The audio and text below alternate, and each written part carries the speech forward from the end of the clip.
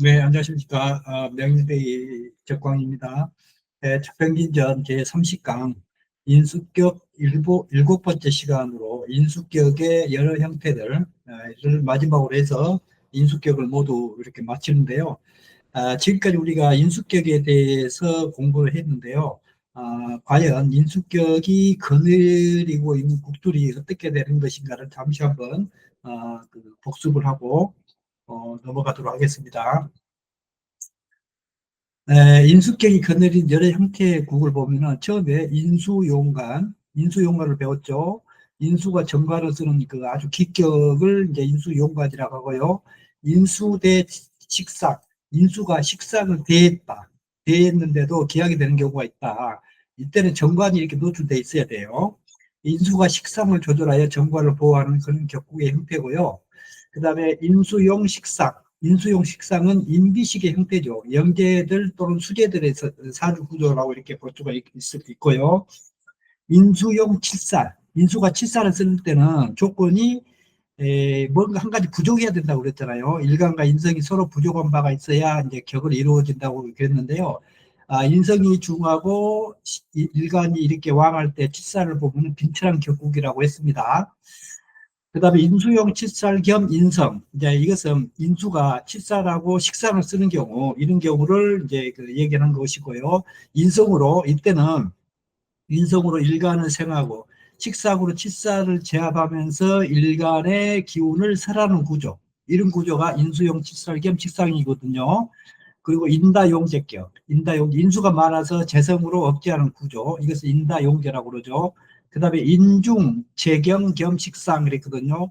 인성이 중하고 제가 이렇게 가벼운데 식상이 있는 경우, 이런 경우는 재성과 식상이 서로 상생하기 때문에 부는 이룰 수 있으나 기는 이루지 못한다. 그러나 기를 이룬 경우를 이렇게 설명했었죠. 이 인성이 더 이상 일간을 생하지 못하게끔 이렇게 합을 하는 경우하고, 그 다음에 식상을 설기를 너무 많이 하면 안 되니까 재성을 이렇게 합해가지고 식신을 보존하는 경우, 이런 경우. 그러면 이런 식신들은 일간을 이렇게 설하는 구조로 이렇게 쓰인다는 뜻이거든요. 그럼 아주 수려한 그런 격국이 되겠죠. 그 다음에 인수형 관살혼잡.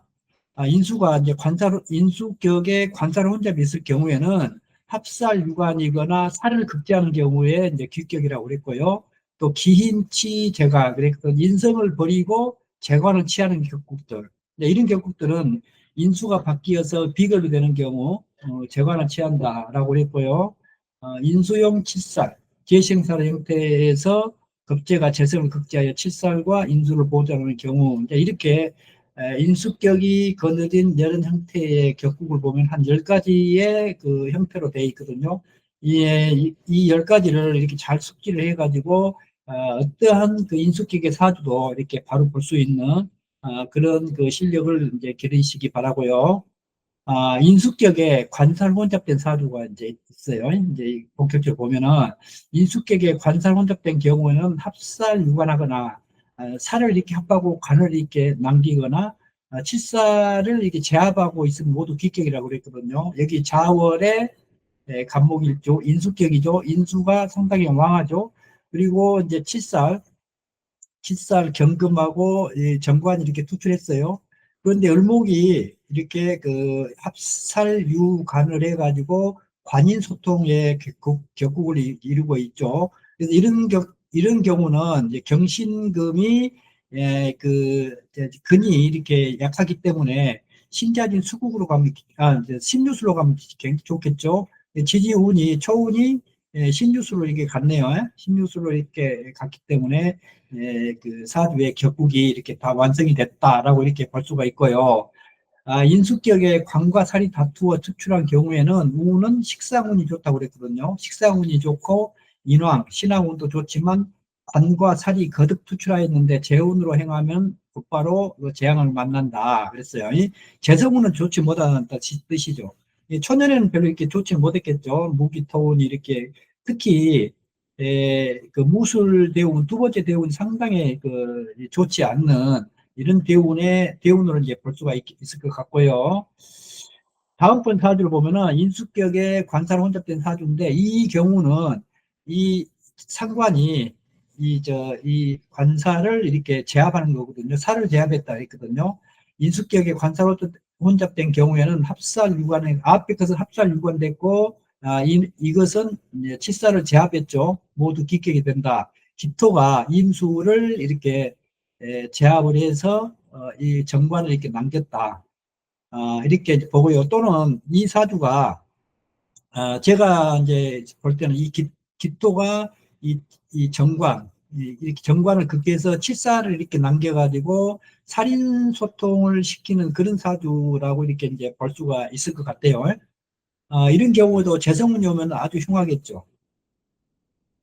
여기도 똑같은 그 우는 똑같이 보는 이런 그 격국이기 때문에 앞에 거하고 똑같이 보면 되거든요.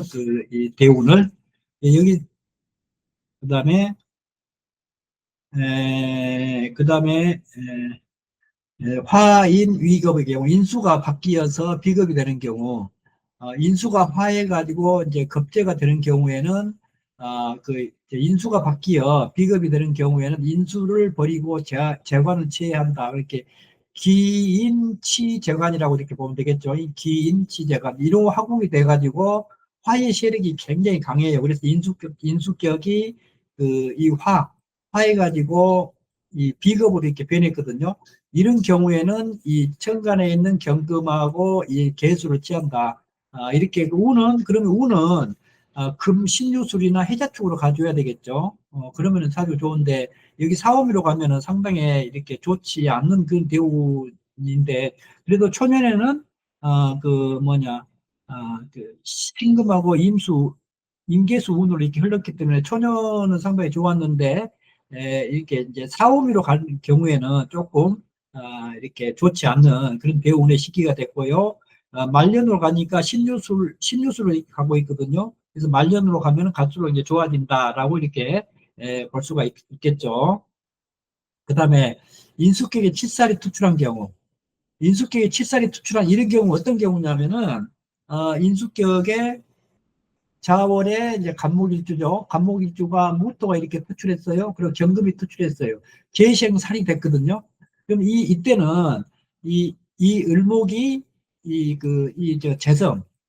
재성을 극해가지고 살을 이렇게 생하지 못하도록 이렇게 했거든요. 그랬기 때문에 인성하고 살을 이렇게 보존한 경우가 됐어요. 그래서 이 겁재가 상신 노릇을 하겠죠. 이 겁재가 무너지면은 재생살이 되니까 별로 좋지 못한 그런 격국의 형태가 되는데 이 을목이 그 무토 재성을 극해서 경금을 생하지 못하게 이렇게 막고 그 다음에 금생수 해가지고 관이소통을 이루게 되는 그런 격국의 형태를 이렇게 얘기를 한 거거든요. 이런 경우도 이 재성이 이제 벽이 되니까 이런 경우도 재성운으로 흘러가면 안 되겠죠. 재를 도와주는 식상운도 이렇게 좋지 못하겠죠. 그렇죠? 그렇게 이제 보시면 되고요. 그 다음에 이렇게 해서 이 인수격에 대한 그 격국을 이렇게 마스터를 하고 다음에는 이제 식신격을 이렇게 하나씩 차례대로 이렇게 한번 살펴보도록 하겠습니다. 지금까지 인수격을 공부를 했는데요. 앞에 제가 이렇게 정리를 이렇게 해놨거든요. 이것을 이렇게 가지고 이렇게 이것만 프린트 해가지고 이거 하나씩 보면서 이렇게 사주를 보고 연습을 하면은 어느 순간에 인수격에 대한 것만큼은 자신감 있게 이렇게 이제 볼 수가 있을 것 같아요. 자, 그러면은 안녕히 계세요.